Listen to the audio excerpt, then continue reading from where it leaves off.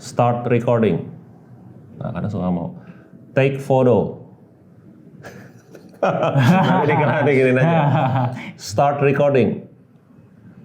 Nah, hai guys, balik lagi sama gue Andrew, siapa dari Where.id atau Where Indonesia. Di video short term review kali ini gue ditemani oleh DJ Consumer Product Specialist. Nah, udah tahu dong kita bakal ngomongin apa, lu bisa dilihat sini. Apa nih nama lengkapnya? Osmo Action 4.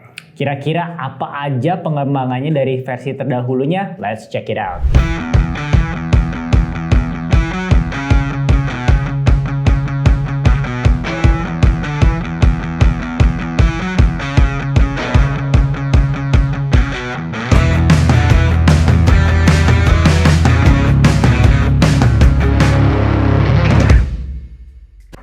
Oke, langsung aja kita ngomongin terkait desain and materialnya. Kalau gue lihat sih ini mirip-mirip ya, tapi mungkin lu bisa kasih jelasin nih kayak lebih detail apa sih secara fisik yang beda gitu. Oke, secara fisik yang beda pertama warnanya lebih dark. Oke, iya betul sih. Kita lihat lebih berani ya.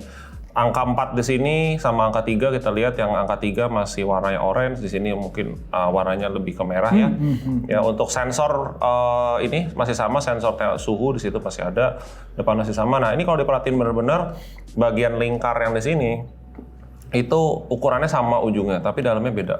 Dilihat di sini lebih besar, di sini lebih kecil. Ada tulisannya, sensornya berapa inch, bla bla bla di sini. Jadi bagian kamera kita lebih bahas lagi ya ini ya. Nah, ini nggak bisa tuker-tukeran. Nggak bisa karena ukurannya teman-teman ya. Ukuran dalamnya yang beda ya. Ukuran dalamnya beda ya. Ukuran dalamnya beda ya, tapi baterai masih sama. Nah, dari atas ini tuh teman-teman, baterai masih sama. Jadi santai aja kalau misalnya mau beli terus kayak mikir kan selalu kayak halangannya tuh baterai gue banyak yang sebelumnya. Tuh bisa ya. Gitu. Masih kompatibel. Nah, yang di sini ini ada lubang mic-nya beda ya. Di sini ada beberapa titik, di sini cuma 2 titik. Lalu di samping masih sama ya, bawah masih sama. Beda tipis lah, di sini nggak ada tulisan DJI ya. Jadi tadi kan saya bilang baterainya sama ya. Baterainya sama tuh memang literally the same. Good. Jadi kalau teman-teman yang mau transisi punya baterai banyak, again nggak usah takut karena masih kepake, nggak jadi debuan gitu ya. Iya. Dan gitu. Ukuran layar depan juga ini masih semua basically sama. Gitu. Untuk detail itu kita langsung tampilin ya, dan secara berat juga gua kasih lihat aja lah timbangannya seperti apa gitu. Jadi secara teknisnya lo bisa lihat secara on paper dan timbangan gua nih. Nah, tapi yang pasti kan tadi kan kenapa gua tanya baterai, pasti ada hubungannya sama investment sama aksesoris lainnya nih. Kalau gua udah punya aksesoris sebelumnya, gimana kalau bisa? Itu bisa ya? Jadi ini kayak frame-nya masih ya, protective frame-nya masih sama. Jadi artinya juga si pelindung case yang waterproof itu juga sama ya. Tinggal dipasang aja. Jadi kalau punya koleksi yang sebelumnya yang di 3 itu boleh kok dipasang. Jadi boleh dibilang semua yang aksesoris yang kompatibel dengan yang 3 kompatibel juga dengan yang 4 ya. Yes. Ya, ini juga dudukannya sama ya. Ini kan 3 punya nih ya. Di sini kalau kita pakai yang punya 4 juga it's the same. Ya, ini semua sama. Oke.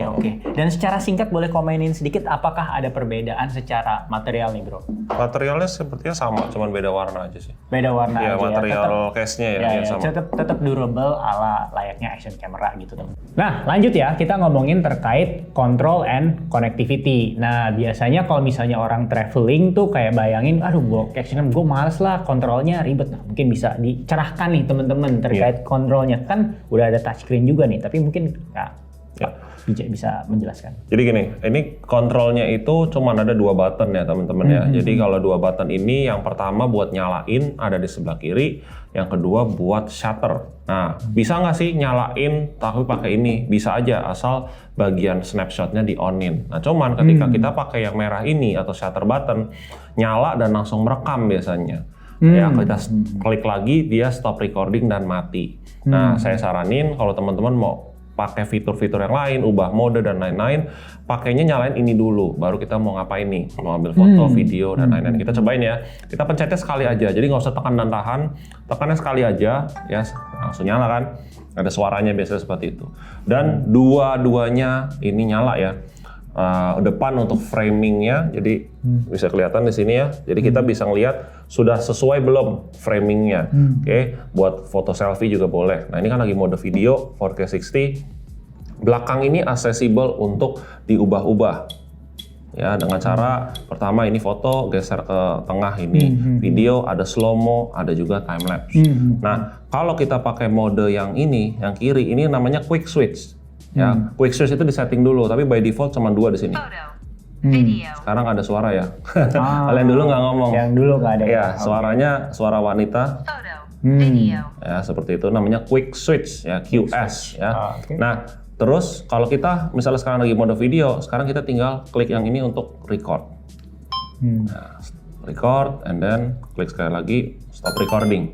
Nah, sekarang kalau kita mau dari depan, misalnya kita malas puter-puterin kamera, ini bisa diakses juga, tapi sekarang dalam keadaan kekunci karena belakangnya lagi diakses. Kita pencet gini terus kita unlock dulu, kita swipe ke atas, bentar ya. Nah, seperti ini ya, baru kita bisa akses. Kita bisa lihat juga kok dari depan untuk hasilnya, kita tap yang kayak logo play tadi. Nah, situ kita bahkan bisa playback di depan ya, playback di depan itu bisa. Oke, seperti itu. Kalau kita keluar lagi ya. Ini menu settingan semua bisa di sini. Mau pro, mau apa itu bisa. Jadi sebenarnya tuh benar-benar function yang ada di main screen yang di belakang bisa dipindahin semuanya ke depan. Bedanya ukuran aja ya. Yang di depan ini lebih kecil, yang di belakang ini lebih lebar. Oke. Seperti itu. Nah, kalau use case pasti dong Pak Bija jalan-jalan ya, tujuannya kan kita punya ini pengen lagi camping, pas keluar-keluar gitu kan ada suatu saat dimana tangan kita basah atau enggak kayak kotor gitu. Nih responsifnya gimana nih touchscreen-nya dalam hal ngontrolnya? Apakah jadi kayak suka salah-salah atau enggak jadi karena basah atau gimana, jadi kayak mesti swipe-nya lebih ditekan atau gimana gitu? Ya, jadi basically ya kalau namanya air pasti akan sedikit mempengaruhi ya. Tapi dia ini kan memang sudah hydrophobic coating. Jadi coatingnya itu ada di belakang, di depan, bahkan di lensanya. Artinya kalau ada air yang ditetesin di sini atau kita habis nyelam ke air, terus kita angkat lagi, itu airnya pada turun.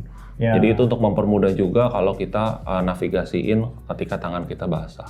Seperti itu sih. I see. Jadi teman-teman nggak usah kepikiran kayak aduh ribet nih kalau basah, kalau touchscreen kayak gini kayak gue ngontrolnya susah gitu. Nah, karena menurut pendapat gue, kadang kalau misalnya lagi jalan-jalan gue juga gitu sih, pengennya yang praktis-praktis aja. Tapi kalau misalnya lu pengen level up video lu, sampai kapan lu mau rely on smartphone dengan front kameranya? Front kamera kan itu pasti di smartphone ada keterbatasan. Nah, sedangkan ini dengan kemudahan yang sama, seolah menggunakan front kamera di smartphone, kita dapat yang maksimal ya, kamera utama. Karena depannya ini kayak sangat membantu sih, apalagi teman-teman yang seorang solo content creator. Nah, lagi-lagi nih konteksnya kalau kita lagi jalan-jalan kan pengen tuh abis dari seharian kita jalan terus pas ke hotel kita pengen transfer cepet-cepet, pengen nge-share. Nah, kita ngomongin connectivity-nya gimana nih? Connectivity masih sama, jadi yang kita perlukan adalah Bluetooth dan juga Wi-Fi. Jadi kita install aplikasi di Jaimimo dulu ya, buat di Android harus download di website ya, bukan di dari ya, Google agak ribet Play. lah Android memang. Tapi kalau untuk iPhone silakan download langsung dari App Store. Nah, connectivity harus dinyalain dua-duanya. Bluetooth itu untuk mendeteksi kameranya, dan konektivitas berikutnya untuk preview secara live atau enggak untuk mendownload itu pakai Wi-Fi karena biar lebih kenceng transfer filenya. Ya, seperti itu. Nah, nanti dari situ kita tinggal pilih di albumnya lalu kita transfer. Nah, bagian transfernya nih, biasanya tuh kalau jujur gue pas kalau jalan-jalan paling gregetan bagian transfernya dari si SD card pindahin ke HP. Karena kan biasanya flow-nya kita pindahin udah, preview. Nah, itu kan bukan kualitas aslinya ya. Nah, terus kita mau pindahin, itu transfer lama banget. Nah, itu boleh diceritain pengalaman lu pas transfer tuh di Action 4 ini ada pengembangan nggak? Apakah jadi lebih cepat? Berapa megabyte per second atau gimana? Kalau dari pengalaman sih range-nya itu berkisar yang antengnya itu rata-rata 5 megabyte sih.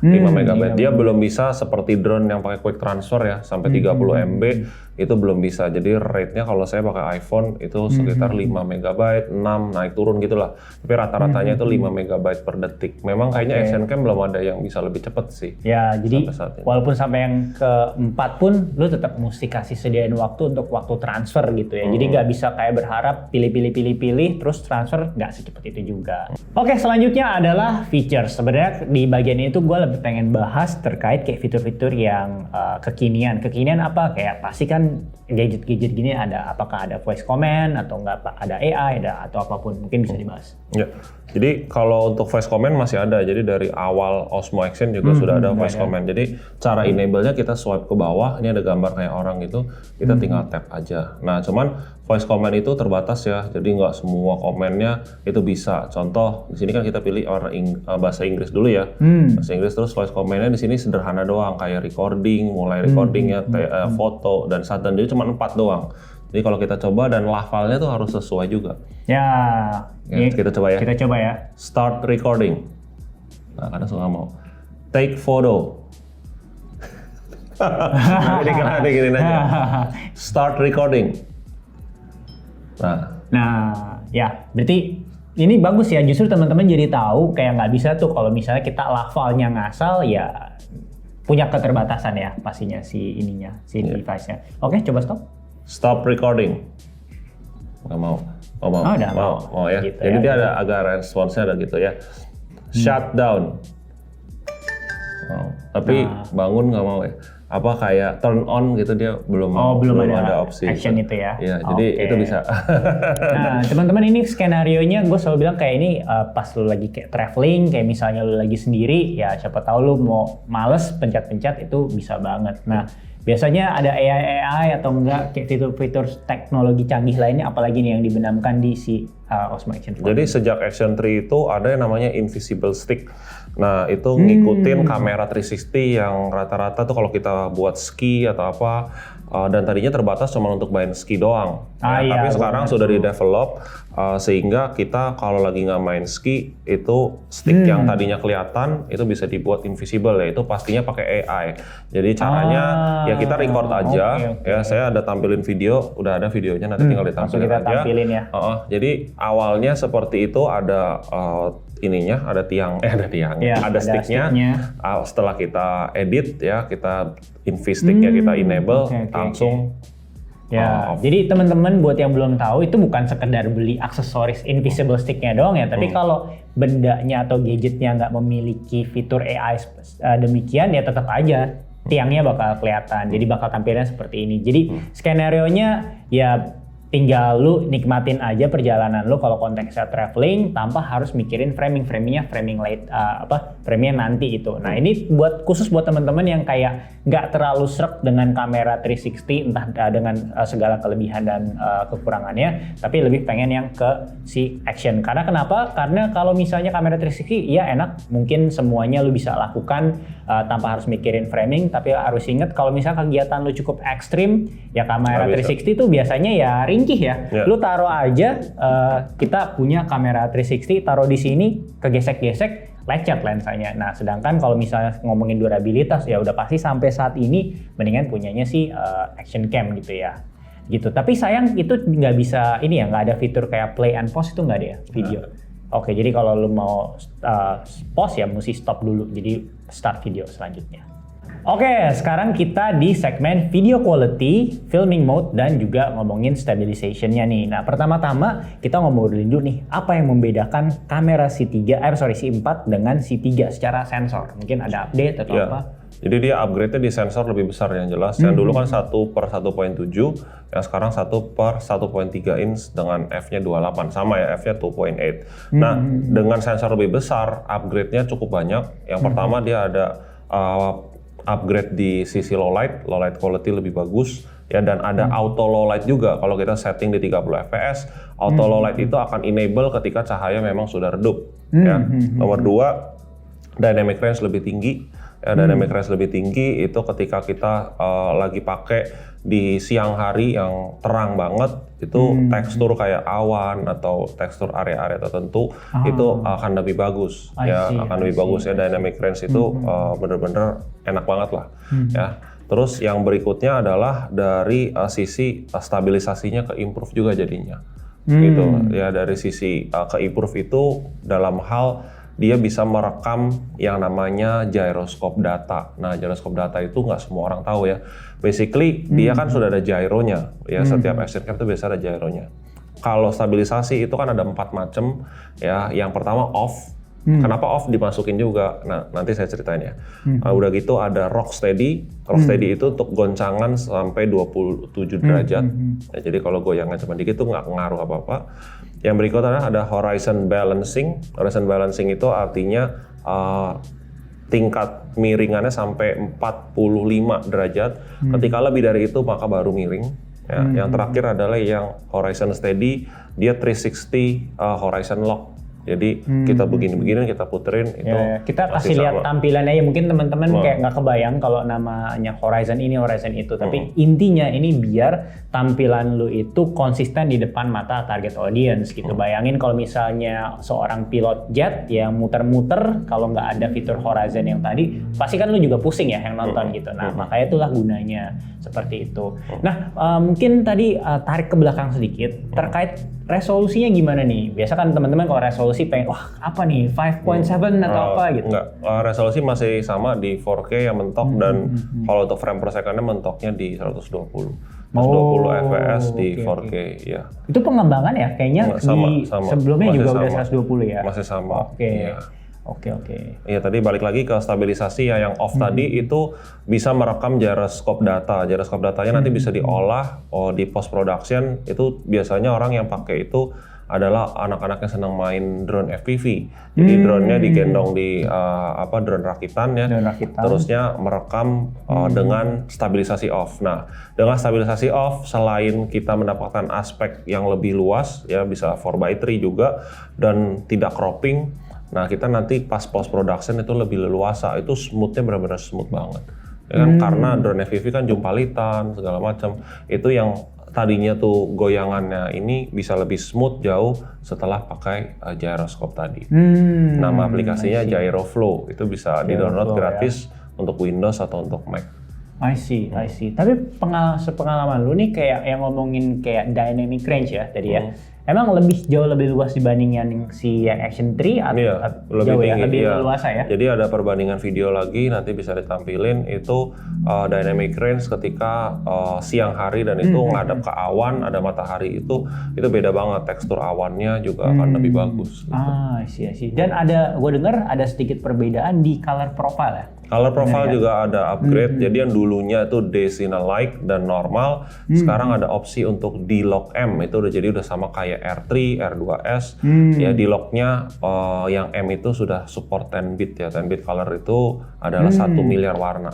I see. Nah ini pas banget kalau teman-teman yang demen geek out, apalagi yang post production itu mau ribet, nah itu disediain tuh sama DJI, karena itu udah mulai setara dengan drone-drone yang tier lumayan atas ya, kayak gitu. Nah sekarang kita fokus ngomongin terkait FOV-nya nih, bisa berapa derajat dan kayak modenya apa aja, karena pasti banyak teman-teman yang di luar sana tuh masih berpikir, aduh kalau gue pakai action cam atau enggak, yang action cam kan masih identik dengan GoPro ya mungkin ya, kayak gue nggak suka nih fisheye. Nah berikan pencerahan. Iya, jadi kalau kita nih contoh kita mau pakai 4K 60 ya dengan Rocksteady aja, ini kita bisa tap di sini ya, dan kita masuk ke yang mode yang Pro ya, mode yang Pro, dan FOV-nya kita bisa adjust. Jadi ada standar D-Warp. Standar D-Warp itu tidak melengkung. Jadi buat teman-teman yang suka tidak fisheye pakai itu. Kalau wide ini sudah mulai melengkung, dan tentunya kalau ultra wide itu yang 155 derajat. Ya.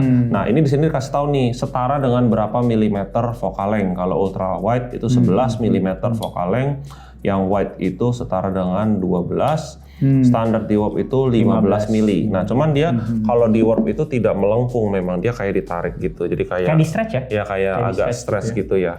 Itu seperti itu. Teman-teman bisa milih. Ya kalau mau standar D-Warp silakan. Tapi kalau sepengalaman lu, kalau ngomongin FOV ini, kalau jalan-jalan tuh paling asik pakai apa sih? Tergantung kebutuhan. Tergantung kebutuhan. Kalau vlog enak pakai D-Warp sih harusnya. Pakai D-Warp ya. Kalau pakai D-Warp kita seperti ini aja tuh masih dapat banget. Ini sedekat ini masih full. Badan sini aja masih ini. Ya. Apalagi kadang-kadang orang kan agak jauh gitu. Karena 15 mm masih cukup oke banget ya. Apalagi buat teman-teman yang solo content creator. Kecuali teman-teman mau bener-bener mengekspos area belakang yang luas. Misalnya kalian lagi di pinggir pantai atau di atas gunung, pokoknya tergantung tujuannya sih. Iya, Tergantung betul, tujuannya. betul. Tapi yang jelas kalau ultra wide itu dipakai kalau teman-teman pakai untuk POV atau point of view dari orangnya. Jadi misalnya taruh di dada, Lagi sepedaan taruh di gitu sepedaan, ya itu lebih cocok pakai ultra wide. Jadinya tangan kalian begini juga kelihatan. Ya. Nah, selanjutnya nih, karena kan tren sekarang videonya itu semua vertikal. Nah, si DJI ini kan keluarin sebuah fitur untuk mendukung itu. Boleh diceritain nggak? Ya sebenarnya fiturnya sebenarnya simpel ya. Ini adalah dia ngasih ini for free namanya protective frame. Jadi kita kalau mau masukin kita buka begini dulu, lalu kita masukin dari depan. Ya, jadi ini sama yang punya yang 3 juga sama. Kita kunci, lalu kita bisa memounting dengan ini. Jadi bawahnya masih bolong ya, kita bisa mau vertikal atau horizontal. Nah kalau horizontal artinya kita pasangnya seperti ini. Bentar ya. Nah, seperti ini ya tentunya akan dapatnya horizontal. Nah kalau vertikal kita buka aja, kita bisa pasang di sini.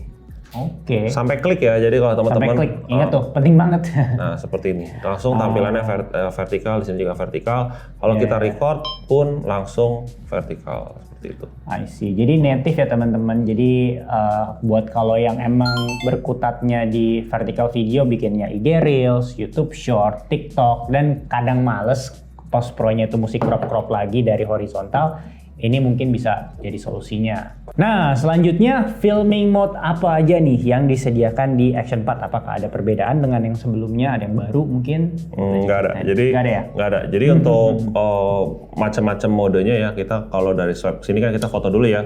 Di foto ini ada opsi dari bawah, kita bisa cek kalau mau 4:3 atau aspek rasio 16:9. For your information, ada baiknya kalau foto selalu 4:3 karena dia itu bukan ke crop kiri kanan, justru dia mengambil sensor terbesarnya. Kalau 16:9, ntar fotonya jadi ke crop atas sama bawahnya. Jadi kita kalau foto mendingan 4:3. Di bawah disediakan untuk timer ya, karena kalau kita mau selfie pasti enaknya pakai timer. Timer bisa 3 detik atau 5 detik, bahkan bisa sampai 10. Silakan. Oke. Lalu di sini ada settingan-settingan lain untuk pro levelnya, kita bisa adjust manual exposure dan lain-lain ya. Oke. Lalu kita geser ke mode video. Mode video ini cukup kompleks ya karena settingannya banyak banget. Kita swipe ke atas, di sini ada settingan dari 1080 hingga 4K dengan FPS yang menumpuk di sini, dan juga ada aspek rasio, ada yang 16:9, 4:3. Kalau teman-teman nanya favorit saya di mana, adalah kalau nggak 4K 30, 4:3 atau 2,7K 4:3. Jadi saya usahain pakai semaksimum mungkin karena kita nggak tahu kan kalau ngambil horizontal kapan kita mau cropping atau apa. Dengan 4:3 kita memaksimalkan sensornya ya. Lalu di bagian kanan atas itu pilihan untuk stabilisasi mode-nya, mau yang Rocksteady Plus atau sampai tadi Horizon Steady. Tapi Horizon Steady itu hanya bisa di 2,7K ya, dengan aspek rasionya 16:9, dia nggak bisa 4:3. Nah kalau kita off-in, di sini langsung ada opsi nih ya untuk pengambilan gyroscope data. Jadi settingannya harus sama kayak yang ditulis di sini ya, teman-teman bisa lihat sendiri ya nanti ya untuk memproses gyroscope data. Oke. Video di kiri atas juga ada opsi mau loop loop atau enggak. Loop itu dia akan merekam looping. Jadi misalnya ya kita 5 menit. Nah, 5 menit dia akan ngerekam 5 menit, habis itu selesai ngulang lagi 5 menit lagi, selesai ngulang lagi 5 menit lagi. Kalau kita pilihnya max, artinya dia akan menghabiskan seluruh micro SD-nya, habis itu baru ngulang lagi dari awal dan niban yang sebelumnya. Mirip cara kerjanya sama CCTV sebenarnya jadinya. Di brand lain juga ada yang model loop seperti ini. Tapi kalau saya kan nggak mau looping, jadinya saya off-in. Oke, sudah di sini kita geser lagi. Ada slow-mo. Slow-mo di sini ada opsi untuk 1080 dengan 240 fps, ada 2,7K dengan 120 fps, atau teman-teman mau optimal di 4K dengan 120 fps, itu boleh. Geser. Nah, di bagian hyperlapse di sini ada mode yang hyperlapse dan timelapse. Ya, kalau timelapse itu teman-teman di sini udah ada presetnya. Misalnya gue mau ngambil awan, pergerakan awan yang nyata lah kelihatan. Kita tinggal cari clouds ada nih. Asik ya. Asik buat yang orang males. Iya, ya kan. Asik. Terus keramaian yang misalnya di pinggir. Saya teman-teman lagi travel ke Jepang di Shibuya Crossing. Shibuya tuh, mantap ya. Bisa. Terus sunset. Ya dari mulai mau tenggelam sampai tenggelam ada custom. Ya, teman-teman bisa. Nah, kalau hyperlapse itu selalu hitungannya ada auto, jadi dia mendeteksi pergerakan kita, movementnya, atau kita mau langsung speednya sampai 30 kali dari 2 kali. Jadi 2 kali lebih cepat, 5 kali lebih cepat sampai itu. Jadi rate seperti itu. Dan kalau hyperlapse di sini settingannya videonya usahain maksimum di 4K. Hyperlapse basically sama kayak timelapse, tapi bedanya distabilin dan dia foto basically. Tapi ntar outputnya sudah video. Makanya pilihlah resolusi yang paling tinggi. Seperti itu sih. Bedanya mungkin kalau simpelnya tuh hyperlapse kameranya yang bergerak gitu ya. Kalau timelapse tuh kayak pakai tripod, gerak tuh. Kalau teman-teman suka lihat orang di puncak kayak mendadak tripodnya dipasang berapa menit, nah itu mostly timelapse. Tapi biasanya kalau teman-teman suka nonton video-video sinematik dari youtuber misalnya dia lagi jalan Jepang tuh kayak banyak orang yang jalan, dia juga jalan, itu hyperlapse gitu. Nah, mumpung kita masih ngomongin filming mode, diving mode-nya bedanya apa nih? Ya, jadi kalau kita mau ngerekam di dalam air, ya, FYI juga ini dia bisa sekarang 18 meter ya tanpa casing tambahan. Jadi teman-teman langsung aja selama semuanya rapat bawa nyelam aja. Selama semuanya rapat ya teman-teman. Ya, jadi jangan sampai nih kayak penutup ada chambernya kebuka ya gitu. Pastiin juga nggak ada kotoran seperti pasir dan lain-lain ya. Nah di sini bisa 18 meter, yang sebelumnya tuh 16 meter aja, dan dia punya mode diving mode. Diving mode biasanya diakses dari touchscreen, sekarang enggak. Jadi diving mode itu fungsinya apa? Ketika kita nenggelamin ini kamera sampai lebih dari 14 meter, tekanan air tuh beda dan akan menekan tombol shutter terus, padahal kita lagi ngapain rekam. Unintentionally jadi kayak kepencet terus. Nah, caranya kita disable-nya dengan cara masuk ke mode diving. Nah, kita tekan dan tahan sampai 5 detik. Oke, sampai ada mode tulisan seperti ini. Nah, dengan seperti ini, kita ngerekamnya bukan pakai ini lagi. Kita coba yang ngerekam pakai ini, sudah tidak mau. Ya, ngerekamnya sekarang pakai yang kiri. Yang kiri ya. Nah. Oke. Tuh.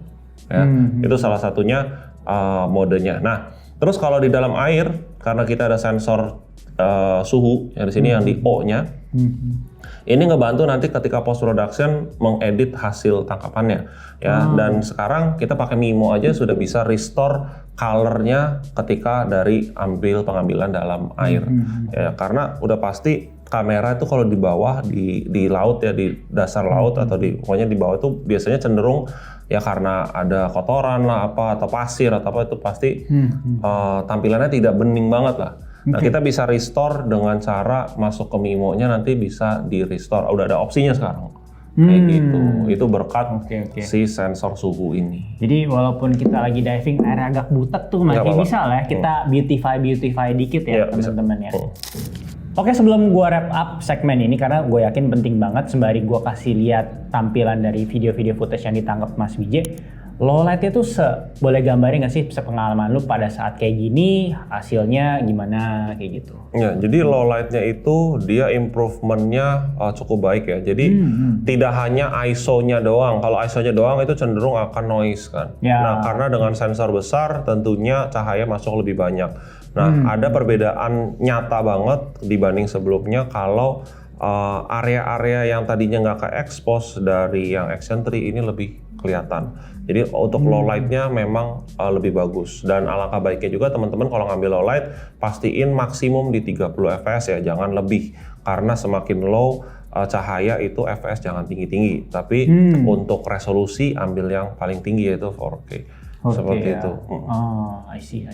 Dan sekali lagi nih, mungkin tadi udah dibahas sedikit terkait stabilization, tapi karena gua di Wia ini kan banyak kalau bikin konten tuh ya dinamis ya, ada konten pada saat lari, sepedaan, atau enggak mungkin teman-teman di sono ada yang seorang kayak motovlog atau car vlog. Kayak boleh kita bahas lagi nggak sedikit terkait stabilisasinya tuh, kayak berdasarkan pengalaman lu tuh kayak gila secepat ini masih begini loh gambarnya gitu. Mungkin ada pengalaman kayak gitu. Iya, jadi kalau untuk misalnya Maul nih, misalnya lari ya buat lari pagi atau apa. Nah itu kalau stabilisasinya mau optimal ya nggak perlu juga langsung ambil yang horizon steady. Karena horizon steady itu terus terang croppingnya besar. Ya, kita kan pengen kelihatan lebih real ya kan. Ya kan, itu kita bisa pakai horizon balancing. Horizon balancing itu tadi yang 45 derajat. Jadi artinya kalau lari kadang-kadang tangannya begini-begini misalnya itu masih fine ya. Karena lari itu kan selain ke kiri ke kanan dia juga agak ngayun, ya kan ada ngayunnya gitu. Beda sama kalau kita naik motor itu suspensinya sudah meredam. Nah kalau teman-teman naik motoran, motovlog itu bisa pakai Rocksteady aja udah cukup banget, udah cukup banget. Dan bahkan kalau Horizon pakai Horizon balancing atau Horizon steady itu feel naik motornya ketika nikung jadi malah nggak berasa gitu, jadi kayak lurus aja. Iya, jadi teman-teman itu sesuaikan, makanya DJI ngasih opsi stabilisasi yang berbeda sesuai dengan kebutuhan dan skenarionya seperti itu. Jangan sampai skenarionya pada saat emang scene-nya pengen dramatisir gara-gara pakainya jadi nggak Rocksteady, jadi kayak apa begini-gini aja jalannya gitu ya. Betul. Oke. Nah, bagaimana dengan sound quality-nya nih? Karena kan si Action 4 sekarang katanya punya 3 mic ya, gitu. Jadi kalau sound quality kurang lebih masih sama ya, karena DJI juga tidak mengemphasize area seperti itu. Karena dari Action 3 juga untuk quality memang sudah bagus ya, tanpa mic pun itu sudah oke dengan jarak yang cukup. Jadi bukan yang misalnya kita pakai yang 1,5 itu ya kan jelas pasti ini ya. Kalau jarak vlogging, jarak vlog sekitar segini itu masih sangat-sangat cukup ya. Tapi kalau teman-teman untuk kebutuhan kayak butuh external mic atau apa itu sangat kompatibel dengan DJI mic, yang mana DJI mic juga punya 2 channel kan. Jadi bisa misalnya mau wawancarain orang atau apa kita tinggal clip on aja dan kita langsung colok tanpa aksesoris apapun. Jadi type C-nya langsung ada aja. Istilah media mode lah Nggak ada. apa gitu. Langsung aja tinggal dicolok aja karena ini bagian door-nya memang bisa dibuka ya.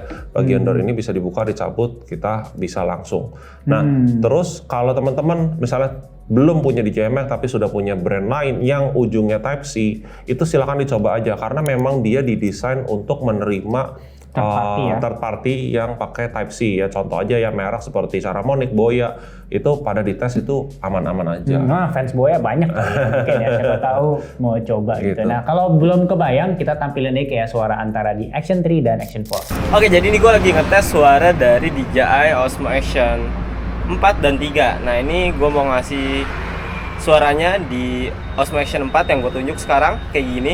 Kurang lebih suaranya. Sedangkan kalau Osmo Action 3 ini kira-kira apakah ada perbedaannya? Ini gue masih coba pakai di lokasi yang. Nah, sekarang kita bahas use case dan aksesorisnya nih biar bisa use case-nya banyak pada saat menggunakan Action 4. Boleh diceritain? Ya, jadi sekarang Action 4 itu sudah makin banyak ya, DJI bikin makin banyak aksesorisnya yang jelas. Jadi untuk berbagai macam kebutuhan, dimulai dari vlog, main sepeda, main motor, itu udah lengkap semua. Bahkan sudah dilengkapi salah satu yang standar ini adalah curve adhesive mount. Dan dulu kan gede ya, yang agak gede itu mungkin malah kurang praktis dalam hal ditempel di mana nih, bingung, gede banget. Nah sekarang dibuat seperti ini ya, dengan lebih mudah orang bisa menempel misalnya di helm, contohnya di samping, atau helm sepeda misalnya di atas, itu kan karena melengkungnya jadi pas. Oke, nah ini kita ngomongin yang paketan standar dulu ya. Paketan standar hanya dapat ini dan juga ada dudukannya. Nah dia dapat juga unik nih, yang sebelumnya tidak pernah ada. Dalam tempat ini ada 2 part yang menurut saya unik. Ya ini 1 yang plastik seperti ini 2. Nah ini buat apa fungsinya? Adalah kita tempel di bagian sini. Ya untuk anti slip. Jadi kita nggak mudah ke lepas ya. Misalnya contoh kita pasang ya. Kita pasang ini. Ya kita taruh karetnya. Nah ini lebih kuat nih, kalau dengan adanya ini kita tidak takut kebuka atau ngencang ini juga lebih firm aja lebih gitu firm, dibandingin kalau tanpa karet. Jadi itu simple tapi ya DJI ngasih ini for free juga ada attention to detail lah. Iya, attention to detail. Itu 1. Nomor 2 adalah lens hood. Nah, lens hood itu untuk mengganti bagian depan ini. Oke, kita buka ya. Kita buka dulu. Ini kan ada kacanya. Kita buka, dan ini kita bisa tinggal pasang. Nah, lens hood itu benar-benar tidak ada kaca lagi di depannya. Fungsinya untuk apa? Jadi kalau teman-teman lebih ke fotografi atau videografi yang mungkin nggak kepengen ada matahari atau apa yang masuk ke sini gitu, kayak ada glare atau apa, ya pakainya ini. Tapi mesti harus hati-hati ya ini ya. Iya, 1 hati-hati karena tidak ada protektif lagi. Nomor 2 ini jadi tidak anti air. Itu penting banget ya Penting teman-teman, banget kalau pakai ini di jangan highlight. cemplungin. Jangan dibawa kecemplung, walaupun bukan diving pun berarti udah nggak bisa ya. Iya, karena ini nggak ada proteksi Kalau sama nggak, nggak ada karetnya. benar-benar di end ya Iya. kameranya. Nah, kalau mau Gitu. masuk air pakai yang ada kacanya. Seperti ini lebih rapet, ya lebih aman. Seperti itu. I Untuk see. kebutuhan khusus ini. Tapi ini for free ya, jadi teman-teman terserah mau pakai atau enggak, itu bebas. Ya. Oke. Lalu tadi aksesoris yang baru, salah satunya adalah ada neck mount, nanti bisa ditampilin ya. tampilin Ada ya. neck mount, ada strap mounting di tas, ditaruh di sini. Ya. Di shoulder strap ya? Shoulder strap, udah gitu ada wrist mount yang baru. Terus DJI juga ngeluarin yang unik adalah GPS remote control. Ya, GPS remote control ya. Jadi di remote controlnya ini ada modul GPS-nya supaya bisa connect ke satelit ya. Nah fungsinya buat apa? Pertama fungsinya udah jelas buat nge-remote secara wireless si kameranya. Nah menurut info yang baru bisa connect adalah Action 4 saja, Action 3 tidak bisa. Kita tampilin aja karena kita nggak punya ya. Iya, remote-nya ya. belum masuk juga di toko. Nah GPS itu fungsinya apa? Keduanya yaitu mendapatkan metadata dari GPS overlay. Nah overlaynya nanti bisa ditampilin di video. Contoh kita naik ke gunung, kita naik sepeda di gunung nih. Ya. Nah ketika kita di tempat yang tidak tertutup hutan, itu kan connect GPS-nya bisa dapat tuh. Ketika kita rekam, itu si remote-nya itu merekam metadatanya.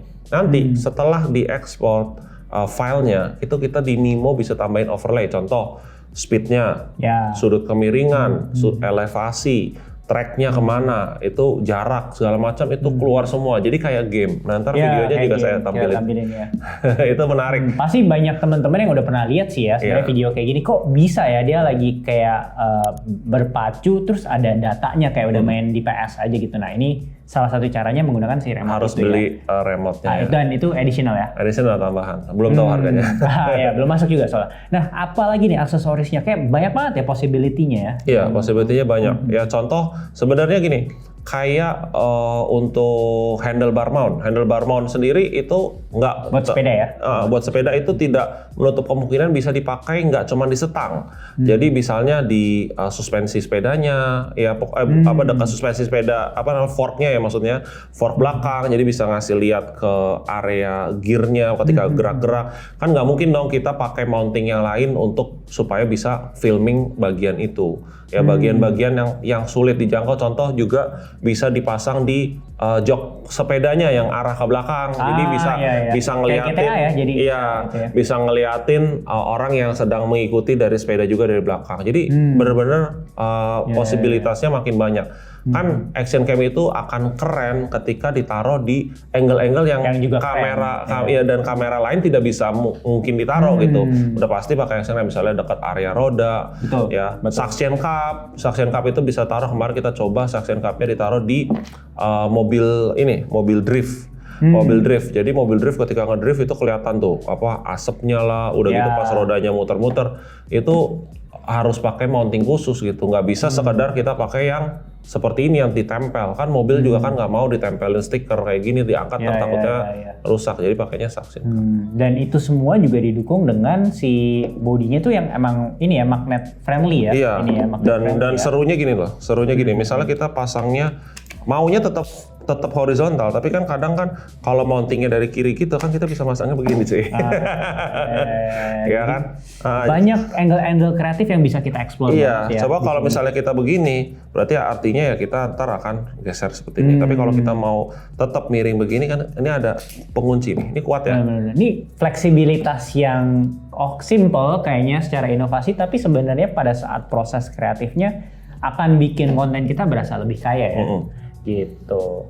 Nah, selanjutnya nih baterai. Buat apa kalau canggih-canggih tapi bentar-bentar habis baterai? Boleh di-share? Ya, jadi baterai itu on spec mereka tesnya itu di 1080 30 fps ya.